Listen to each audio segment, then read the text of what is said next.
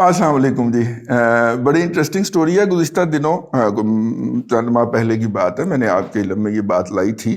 میرے خیال دسمبر کی بات ہوگی، جب جو ہے وہ نواز شریف صاحب کو پروکلیم اوفینڈر قرار دے کر ان کی جو جائیداد ہے یا ان کا جو گھر ہے جاتی عمرہ کے اندر اس کو نیلام کرنے کا پروگرام تھا، اور پھر وہ وجود نہیں ہو سکا تھا.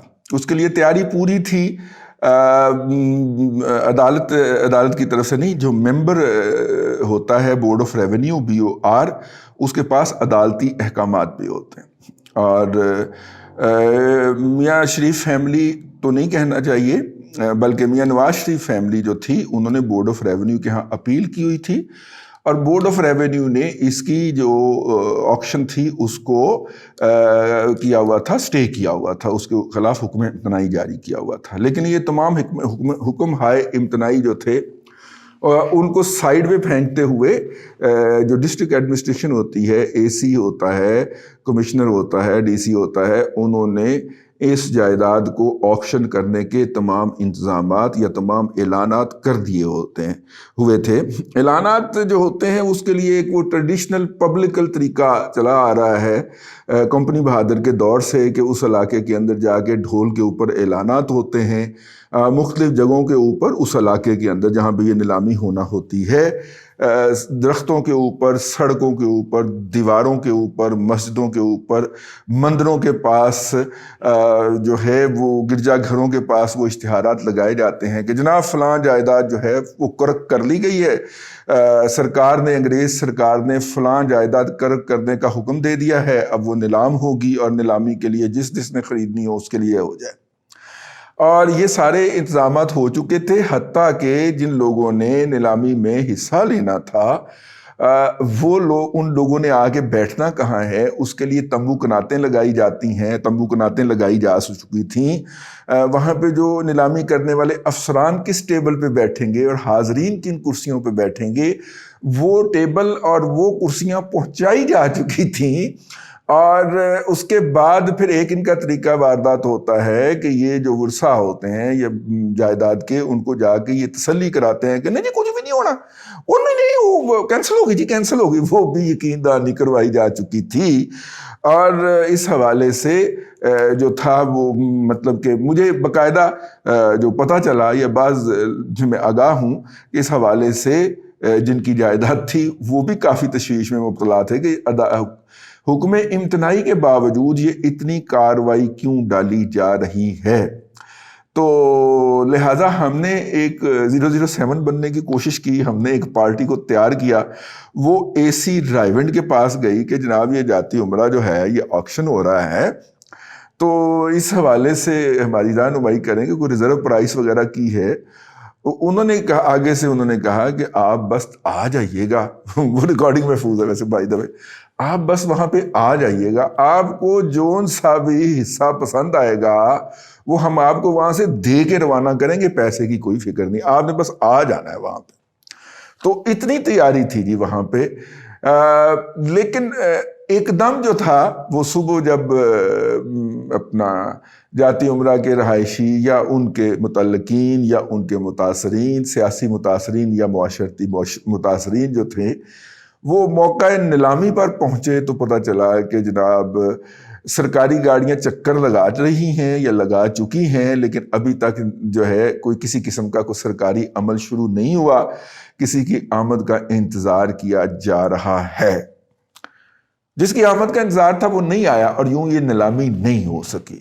وہ کون تھا، وہ کون آدمی تھا جس نے آنا تھا اور وہ نیلامی ہونی تھی؟ بنیادی طور پہ جناب عمران خان صاحب جو تھے، انہوں نے انتقام سے اندھے ہو کے جب اس کوئی نیلامی کا فیصلہ یا اس کی نیلامی کا اعلان یا اس کی نیلامی کا حکم دیا، تو فیصلہ تو مصیبت یہ پڑی کہ یہ 394 ایکڑ کی وہ اراضی جو کہ میاں نواز شریف اور ان کی اولاد کی ملکیت ہے، اس کا اتنا بڑا گاہک جو ہے، باقی تو پرے ہو گئے نا، یہ عباس شریف صاحب کے اور شہباز شریف صاحب کے جو بچے ہیں اور جن کی وہاں پہ ہے وہ تو بچے پرے ہو گئے.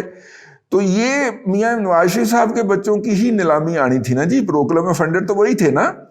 تو وہ درمیان میں وہ مطلب کہ لینڈ اس کو پہلے تو ڈکلیئر کیا گیا، اور وہ لینڈ نیلامی تک کیسے پہنچائے گی وہ تو آپ کو پتا ہوگا کہ جس خاتون کو سرکار کی طرف سے وہ الاٹ ہوئی تھی اس کا انتقال جو تھا یا اس کی الاٹمنٹ جو تھی اس کو غیر قانونی قرار دے کے اوریجنل الاٹمنٹ جو تھی اس کو ہی کینسل کر دیا گیا، اور وہ سرکار، یعنی اس کا مطلب ہے کہ یہ ساری جائیداد سرکار کو واپس چلی گئی. اس خاتون سے کسی اور نے خریدا، اور اس سے پھر کسی اور نے خریدا. وہ جو میاں شریف مرحوم کی جو صاحبزادی اور میاں نواز شریف صاحب کی والدہ محترمہ تھیں، انہوں نے خریدا. کچھ اس طرح کا چکر تھا. تو جب اوریجنل الاٹمنٹ کینسل ہو گئی تو پھر باقی جو الاٹمنٹس تھیں وہ بے معنی ہو گئی، کیونکہ انگریز جو یہاں پہ سسٹم بنا گیا ہوا ہے اس کا مطلب ہوتا ہے مشتری ہوشیار باش. یعنی آپ جب چیز خریدیں تو اپنی ذمہ داری پہ خریدیں، ساڑھے دن ہی رہنا، جاگ دے رہنا ہے جی آؤ. تو یہ اس طرح جال سازی کر کے بیک ڈیٹ سے وہ جو ایک الاٹمنٹ یا انتقال تھا اس کو کینسل کر کے اس کو اس طرف لایا گیا، کیونکہ ایک مہاتما کے انتقام کی آگ بجھانے کا مسئلہ تھا. اور وہ آگ یوں بجھتی تھی کہ اس جائیداد کے اوپر بلڈوزر پھیرے جائیں. یاد رہے کہ اس جگہ پہ اس شخص کی قبر ہے جس شخص نے شوکت خانم، جو کہ 70 کروڑ کا پروجیکٹ تھا، اس میں سے 50 کروڑ روپے دیے تھے. اور یہ میں نہیں کہہ رہا، یہ مہاتما نے اپنی زبان سے کہا ہوا ہے. اور اس شخص کی قبر تھی جو کہ ہر سال، اس خاتون کی قبر ہے جو ہر سال جو تھی وہ شوکت خانم کو 10 کروڑ روپے کی زکوٰۃ بھجوایا کرتی تھی.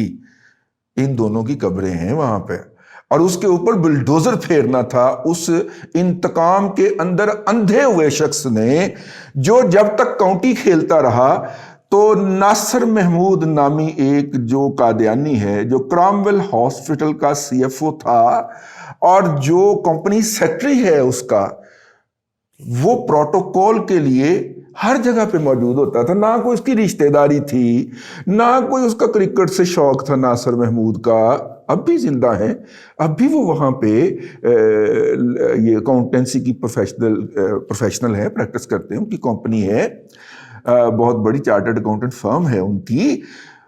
لیکن جب وہ کرامویل میں ہوتے تھے، ڈیوٹی ان کی یہ ہوتی تھی کہ جب بھی مہاتما وہاں پہ کاؤنٹی کھیلنے کے لیے یا پاکستان کی طرف کرکٹ کھیلنے کے لیے موجود ہو تو وہ ان کی اردل میں ہوتا تھا. اور 74 میں اس شخص کے پاس مرسیڈیز تھی جو کہ صرف پروٹوکول دینے کے لیے ہوتا تھا. فطرت خود کیا نہ، فطرت نہیں کرتی، فطرت بھی کرتی ہے، ابلیس بھی کرتا ہے. فطرت خود کیا کرتی ہے لالے کی ہنا بندی، ٹھیک ہے ہاں. تو وہ کیوں پروٹوکول دیا کرتا تھا؟ ایسٹ ہے، اسٹریٹجک ایسٹ ہے ان کا. ٹھیک ہو گیا. لیکن چھوڑے، یہ آج کا ہمارا موضوع نہیں ہے، پھر کس دن آپ کو اس کے اوپر ڈیٹیل میں عرض کریں گے کہ یار وہ ناصر محمود کی رشتہ داری کیا ہے، اس کے ساتھ تعلق کیا ہے، واسطہ کیا ہے. اس کو بھی اوپر سے حکم کیوں آتا تھا کہ مہاتما وہاں پہ پہنچ گیا، اب اس کے پروٹوکول کے اندر تم نے صبح و شام ایک کر دینی ہے. اور وہ کرتا تھا. وہ زندہ ہے نا، ابھی پوچھا جانا چاہیے نا، ان کنے حکم دیتا ہے، ایسے کون حکم دیتا تھا اس کو. لیکن آگے چلتے ہیں.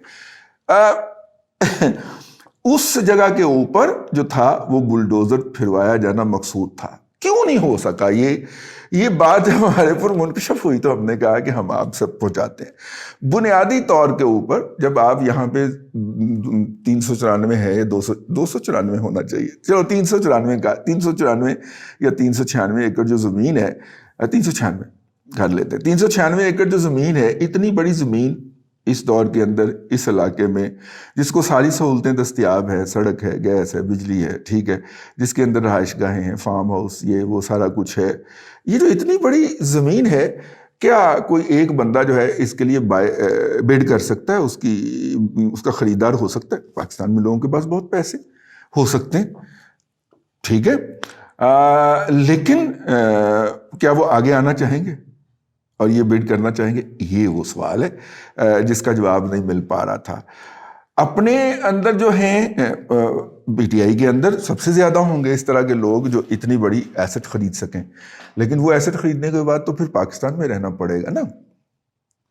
پی ٹی آئی کے لوگ جو ہیں وہ تو اپنا سٹیک پاکستان میں نہیں رکھیں گے، ٹھیک ہے، رکھنا چاہیں گے، وہ نہیں رکھنا چاہیں گے، تو پھر وہ تو آؤٹ ہو گئے۔ تو پھر کس کو کہا جائے؟ پھر اس ملک کے سب سے بڑے قبضہ مافیا گروپ کو انوائٹ کیا گیا، فرمائش کی گئی باقاعدہ اس سے جس کا نام ریاض ملک ہے، اور ریاض ملک کو کہا گیا کہ وہ یہ ایسٹ پوری جائیداد اٹھا لے، وہ اپنا بحریہ ٹاؤن ادھر تک ایکسپینڈ کر لے کیونکہ بس تھوڑی دور ہی رہ گیا ہے، اور باقی زمینیں ہم سے اٹھا دیں گے، اور یوں جاتی عمرہ کا پورا جو وہ اثاثہ ہے یہ بحریہ ٹاؤن کا حصہ ہو جائے گا۔ اللہ اللہ خیر صلی اللہ، اور ابتدائی طور پہ وہ شاید راضی بھی ہو گیا کہ وہ اپنے بھتیجے کسی وہ سٹی ہاؤسنگ اور اس طرح کے جو بھی اس کے مبینہ طور پہ کہا جاتا ہے کہ بھتیجے ہیں یا بانجے ہیں، اور وہ اس طرح کی کوئی کھڑا کر کے پراکسی جو ہے اس کے ذریعے یہ پرچیزنگ کر لے، اور ہماری جو اطلاع ہے کہ وہ ابتدا میں راضی بھی ہو گیا۔ لیکن ظاہر ہے کہ اس شخص نے بھی اسی جگہ کے اوپر ہی بزنس کیا ہے، اور اسے پتہ ہے کہ اونچ نیچ اور جمع تفریق کیا ہوتی ہے۔ اس کے لیے اس کو ایک تو اس کو پیسے لگانا پڑتے تھے، اور وہ پیسے جو ہے مطلب کہ بہرحال حصہ داری اتنی ایک ہے، مختلف لوگوں کو ادائیگیاں اتنی کرنی ہوتی ہیں، تو اس نے سوچا کہ میں جو ہوں اس کے اوپر سٹیک لگاؤں تو ٹھیک ہے، کل کو اگر میاں صاحبان آ جاتے ہیں تو ان کو گفٹ کے طور پہ بھی میں پیش کر سکتا ہوں، دیکھو جناب میں محفوظ رکھی ہوئی ہے۔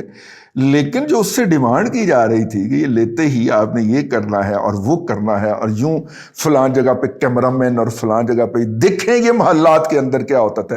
وہ انتقام یاد ہے نا آپ کو ان کا، ٹھیک ہے، کمپنی بہادر کے دور سے آ رہا ہے۔ یہ محل کے اندر لے کے جاتے تھے اس وقت کے تاریخ دانوں کو اور پترکاروں کو، جب مغلوں کو پکڑا تھا کمپنی بہادر کے ایجنٹوں نے تو اس وقت بھی یہ محل میں لے کے گئے تھے، اور اس کے بعد پھر پاکستان میں جب بھی سیاسی تبدیلی آتی رہی تو جانے والوں کے اندر تک وہ گنجا، میرے سر والا وہ جو گنجا ہے وہ باتھ روم میں بیٹھا، یہ دیکھیں جناب سونے کی ٹوٹیاں لگی ہوئی ہیں، ٹھیک یاد ہے نا وہ، ہاں آؤ، تو اس طرح کی یہ حرکتیں کرتے ہوئے پائے جاتے ہیں۔ یہ گندی ذہنیت ہے، یہ انگریز کی باقیات ہیں، ان کی ذہنیت کے لوگ ہیں۔